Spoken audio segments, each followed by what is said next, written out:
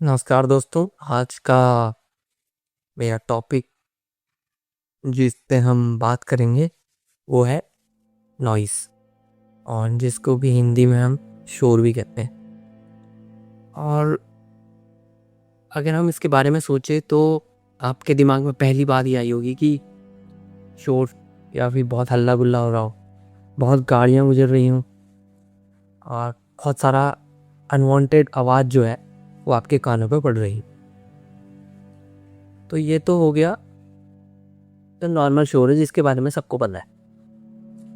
और एक और किस्म का शोर हमारी ज़िंदगी में आजकल बहुत बढ़ चुका है, जिसे मैं पर्सनली नॉइज़ कहता हूँ। और मुझे ऐसा लगता है कि हर किसी की ज़िंदगी में थोड़ा ना थोड़ा पार्ट नॉइज़ प्ले करता है और कभी कभी हमें मैनिपुलेट भी करता है। वैसे फॉर एग्जांपल के लिए ले लो, आपने इंस्टाग्राम का एग्जांपल लेते हैं। आपने कोई रील देखी और उसमें किसी शूज़ का डिस्क्रिप्शन आ रहा था और आपको वो शूज़ पसंद आए और आपने अगले दिन ऑर्डर कर दिया। अब आपने ऑर्डर कर लिया, शूज़ आपके पास आ भी गए हैं और आपने उनको देखा, फिर आपको लगा कि यार मेरा तो मन पहनने को इन्हें कर नहीं रहा है। और या फिर आपको ऐसा भी लगेगा कभी कभार, यार मुझे तो ये चाहिए ही नहीं थे। तो नॉइज़ इसी तरीके से काम करता है कुछ। अब ये नॉइज़ अलग अलग लोगों को अलग अलग तरीके से महसूस होता है। तो जैसे पर्सनली हम बात करें तो जैसे मैं स्टूडेंट हूँ तो मेरे को नॉइज़ महसूस होता है in the context of academics. इसकी पढ़ाई के बारे में हम जैसे कह सकते हैं, जैसे कि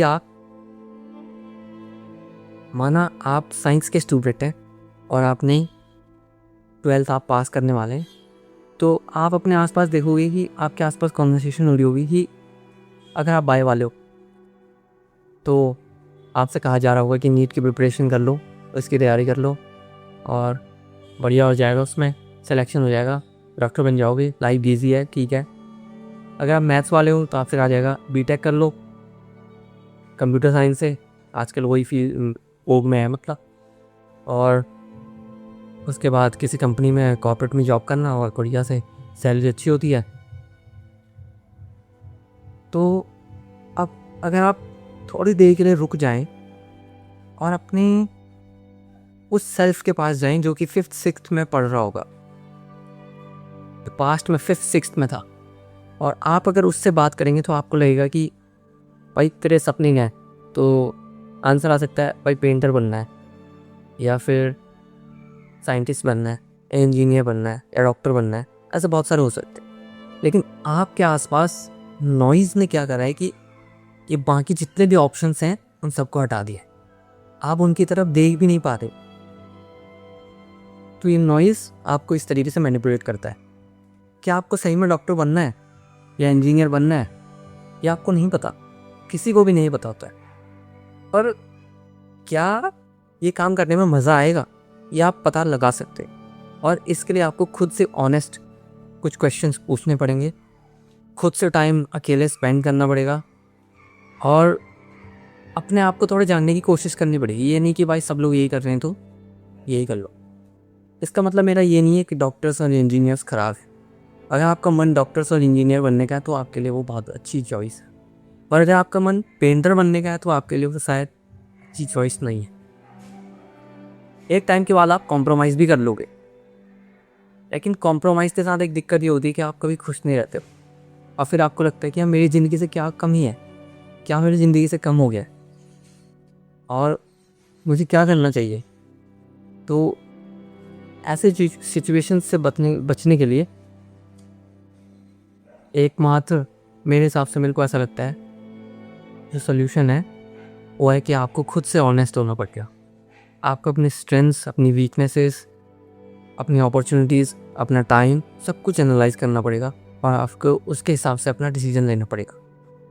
दूसरा, आने वाले टाइम में और हम ऐसा देखने भी लगे हैं कि पहले क्या होता था, लोग एक नौकरी पकड़ते थे और पूरी ज़िंदगी भर उसी में बिताते थे और उसी में सब कुछ कर लेते थे।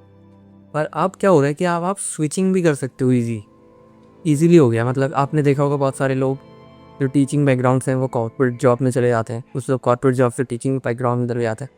देखिए उनकी पर्सनल चॉइस, लेकिन आप ऐसा कर सकते हो। तो दूसरा, आप इस बारे में भी सोच सकते हैं। और एक और जो आजकल कंडीशन हमने जो ऑब्ज़र्व की है, मतलब मैंने पर्सनली ऑब्ज़र्व किया है कि एक फ़िट होने की जो टेंडेंसी है कि सोसाइटी में मेरे को ऐसे फिट हों, या फिर एक स्टैंडर्ड जो बन गया है, ये पता नहीं है कि किसने वो स्टैंडर्ड सेट किया है, पर आप उसमें बिना ये सवाल पूछे कि ये किसने सेट किया है, क्या ये मेरे लिए काम का है, क्या ये मेरे को फ़ायदा देगा, आप ये सब बिना पूछे सिर्फ उसमें ये करने लगते हैं कि भाई मेरे को भी फिट हो गए, मेरे को भी जल्दी जल्दी सक्सेसफुल होना है, सब कुछ करना है। अच्छी बात है, सक्सेसफुल होइए, पर अगर नहीं हो रहे तो डीमोटिवेट मत होइए। पर आजकल ही जस्ट कुछ दिनों पहले मेरे फीड में एक वीडियो आया था जिसमें वो कह रहे थे कि 25 की एज में अगर आपने कुछ नहीं किया या आप फेल हो गए तो इसमें कोई बुरी वाली बात नहीं है, या फिर ऐसा डिप्रेस होने वाली बात नहीं। अभी आपके पास बहुत टाइम है, आप फिगर आउट करिए, स्ट्रगल करिए और फेल हो जाइए। जितनी जल्दी आप किसी चीज़ में फेल हो जाएंगे, आप उतनी जल्दी उस चीज़ से मूव ऑन कर पाएंगे, नेक्स्ट चीज़ ट्राई कर पाएंगे। तो इससे क्या होगा, हो सकता है कि आपको आपका टैलेंट पता ना हो, पर अगर जल्दी जल्दी आप चीज़ें ट्राई करेंगे, फेल होएंगे, तो हो सकता है मिल जाए, मिलने की पॉसिबिलिटीज़ इंक्रीज़ हो जाती हैं।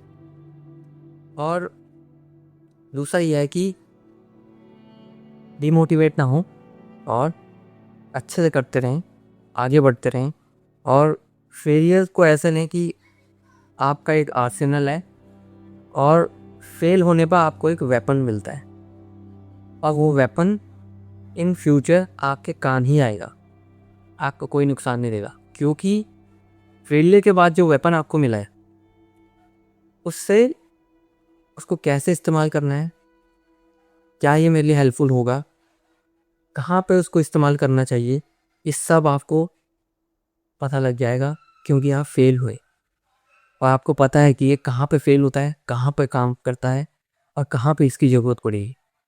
तो यही मैं आपसे शेयर करना चाहता था, और उम्मीद करता हूँ कि आप लोग सब ट्राई करेंगे कुछ अच्छा करने की, अपने लिए भी, अपनी सोसाइटी के लिए भी, और अपने पेरेंट्स के लिए भी, और जिसकी भी आप परवाह करते हैं उसके लिए। So thank you. और अगर वीडियो अच्छा लगे तो लाइक, शेयर और कमेंट जरूर करें।